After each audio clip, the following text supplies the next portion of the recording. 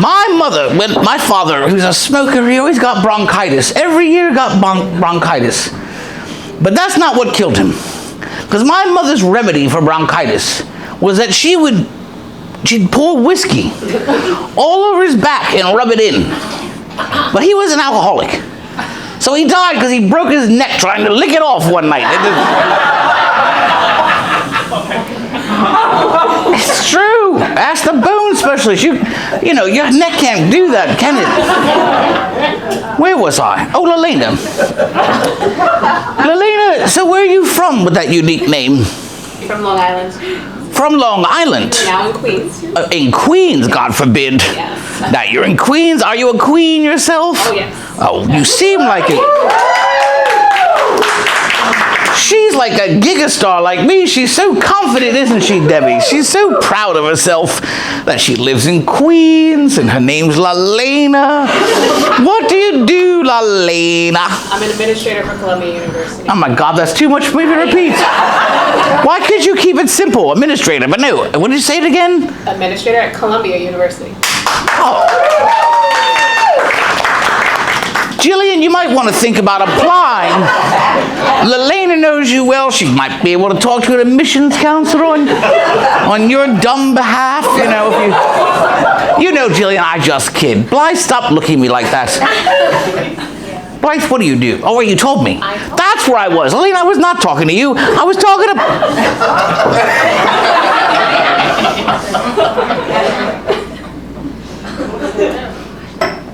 I don't have time for the shaker.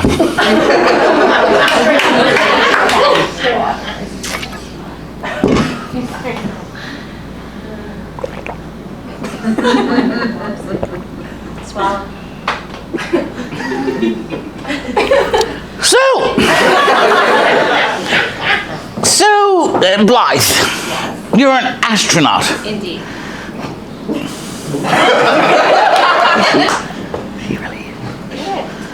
So have you been to space? Yes. She had to think about it. So, have you been to a planet? Yes. She's a little bit snarky, I think. So, Blythe, what planet have you been to?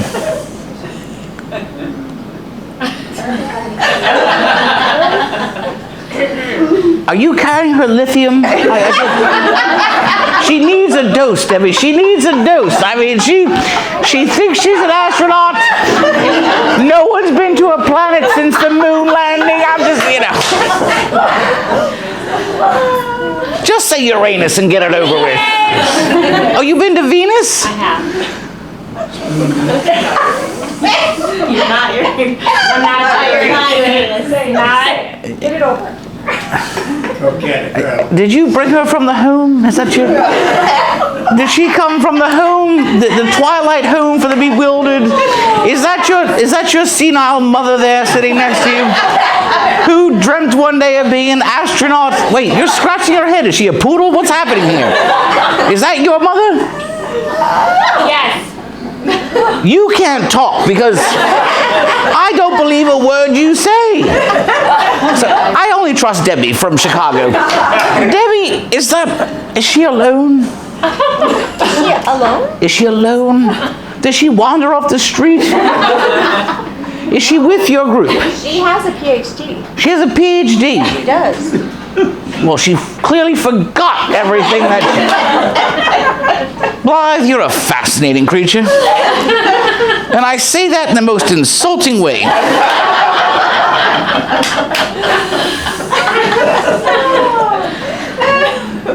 All right, Ernie, that's enough. So, it's a wonder you're all alive in America, as I said, because you don't produce anything in America anymore, except lawsuits and pharmaceuticals. You produce pharmaceuticals that you show when I'm in my hotel room, I watch the telly. All your commercials are pharmaceuticals. It's not like you can go out to the CVS or the Walgreens and buy them. No, they taunt you, don't they? Right? Those of you who work in the medical field, You just can't roll into Walgreens and get some cure-all for your arthritis. No, you've got to bribe a doctor to give you the pills. And why? Why do you want to do that? Because every commercial, they tell you the side effects. Arthritis or death. Seriously. Diarrhea or tuberculosis. And to go with the pharmaceuticals, your medical professions like you, paper pusher, to pay you, doctors now come up with all kinds of crazy ailments. Have you heard this one? Irritable bowel syndrome. You're all going to suffer from it tonight the way you consumed. I mean, here's the thing. If you consume all that grease and alcohol at this hour of the night, you're going to go home and have what you cleanly call the runs. But no, you keep going into tomorrow, you think you've got a disease that you need a prescription for. So you go to your doctor, I can't stop pooping. Well, you must have irritable bowel syndrome. And I'm thinking, with the food you've had, it's like really pissed off bowel syndrome. If you only have a few enchiladas at dinner, it might be mildly annoyed bowel syndrome. But listen to the name, irritable bowel syndrome. Or otherwise known, IBS. Your doctor is telling you as he speaks, IBS. Men, well, women who have husbands or boyfriends, you know, does your husband's leg shake sometimes? He just shakes his leg onto the table. Yes, no? No. And we don't want to talk about some men, their legs are always going, you know. Your dad? Yeah. Yes. If he went to a doctor about it, or your mother did, they'd say he has restless leg syndrome. Yes. Bullshit. He's just a man, and for some reason men have to move their legs. And your mom can solve the problem. Just reach out. No prescription needed. But they have these warning labels, possums, because Americans are idiots.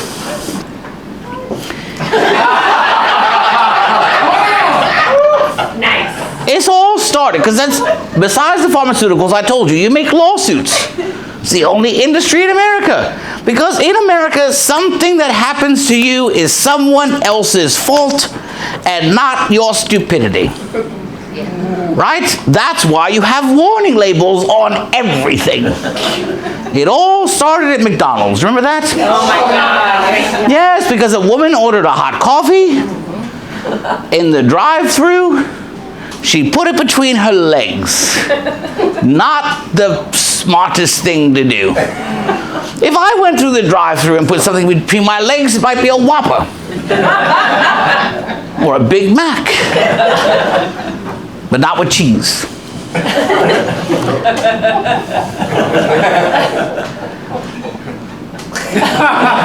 But she put this hot coffee, and it was not funny. She did get third-degree burns, but like, who puts a cup of hot coffee in your lap and then drives over a speed bump on the way out of the drive-thru? Idiots. So she sued McDonald's, and she won lots of money. So now all the coffee cups say, caution. Contents may be hot. Right?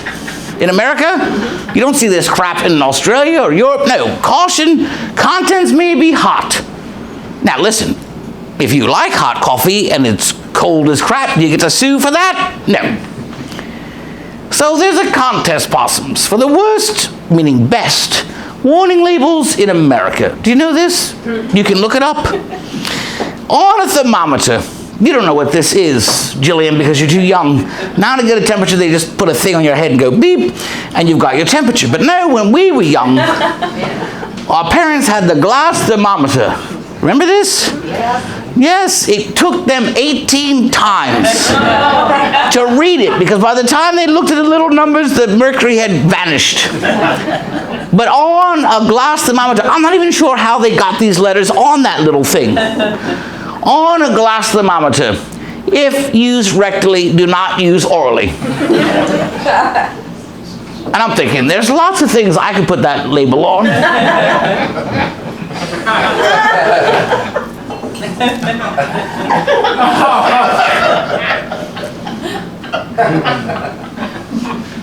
On a knife.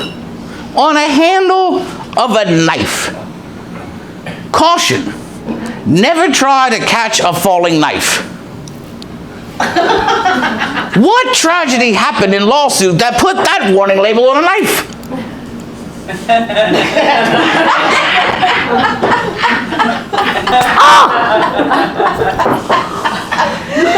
Oh, damn it, I shouldn't have tried to catch that thing. But because I talk about your lawsuits, oh, one more. You know a toilet brush, Debbie? You ever use one of those to clean the toilet? On a toilet brush, Lalena. Not for personal hygiene. It's true. I'm not making this up. Somebody put on a toilet brush, not for personal hygiene. So they put the same thing on a loofah brush? Not for the toilet? It would work though, wouldn't it? You know. So because I talk about lawsuits in America and, you know, your propensity for warning labels, my fans, are you my new fans here tonight? It's been lovely. Do you like my bar? Yeah.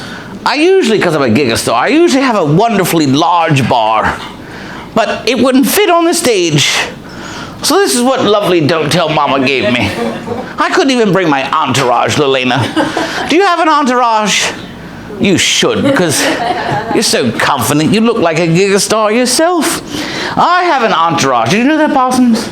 I have press people and makeup people and dresses and wardrobe assistants, but they couldn't come. But this little old Don't Tell Mama. I was very sad. Ooh.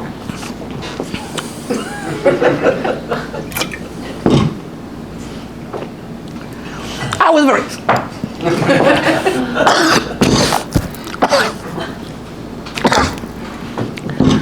Are you sure you don't have COVID?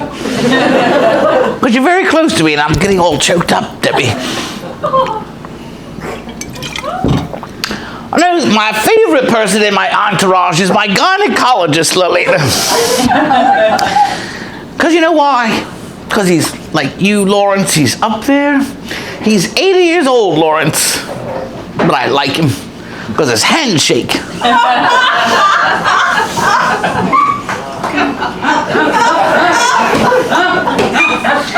Do you get that, Dawn? You don't. Jillian's mother will never forgive me tonight. All right, so because I'm going to show Debbie, because you're from Chicago, you can read, obviously. So Debbie, you see that's newspaper print, right? Yes. So my fans, when I do about the warning labels, they send me little articles about crazy lawsuits and cases in America.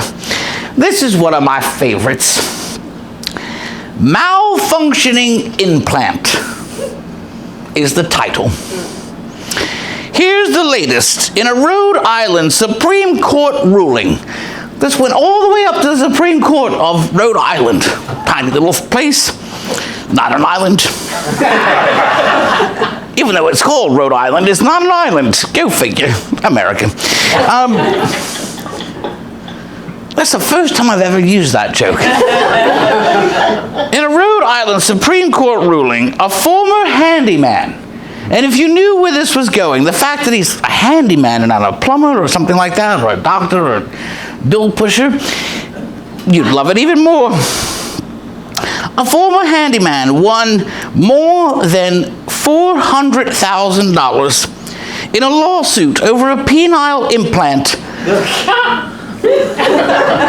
that gave him a 10-year erection. Debbie's all excited about that. Here's the background. Charles Chick, he had a nickname. Charles Chick Lennon. Too bad his name wasn't Richard. It'd be really funny, wouldn't it?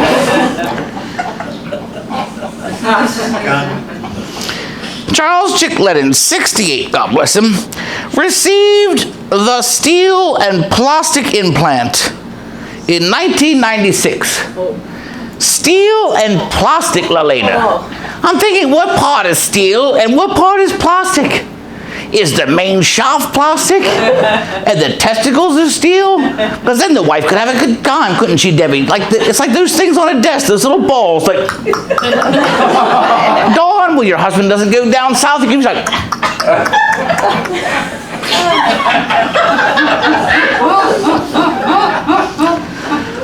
Vendora 2. So there was a first one that failed. This was their second attempt, Anthony. Vendora 2 is designed to allow the man to position his penis upwards for sex, then lower it. So is it like, no pun intended, a rector set? Is it like a little crane that down there, you know? Or does the wife have a remote? Wouldn't that be fun? Wouldn't that be fun, Dawn? Women had the remote, and their men's little thing was all dependent on it. Up, up, up, up, up, up, up. Down, down, down, down, down. Up, up, up, up. Faster, faster, faster, faster. Slower, slower, slower. You're smiling, Dawn. She can. She's had 3 children. So she's had sex at least 3 times. But Lennon couldn't position his penis downward. He said he could no longer hug people.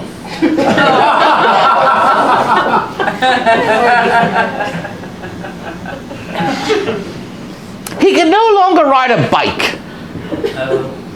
Why? You're sitting on a seat.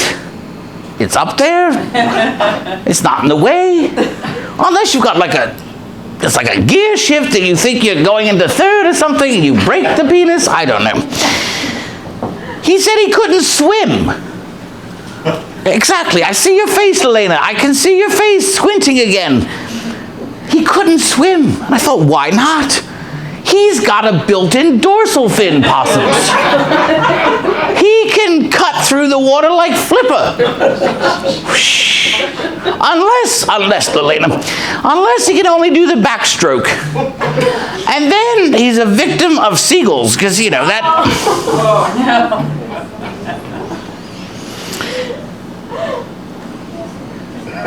Are you all right? Whoever's breathing hard back there? And he couldn't wear a bathing suit. How did he wear anything with that thing sticking out? Certainly couldn't wear daisy shorts on the slide. Pop tent. So he sued them for pain and embarrassment of having this 10-year erection. And he won $400,000 in 1996, which is like $1 million now. And all I can say, possums, is thank God it wasn't a hung jury. Good night, possums. Good night. Scott and Mason as Dame Edna.